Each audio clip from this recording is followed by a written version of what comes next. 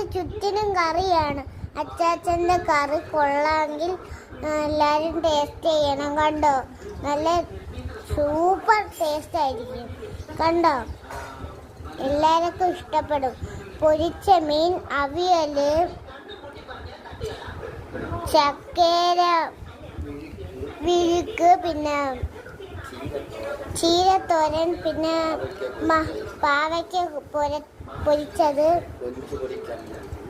കൊഞ്ചുപൊടി ചമ്മന്തി, തൈര് കറി. ഇത്രയും കറിയും ആണ്.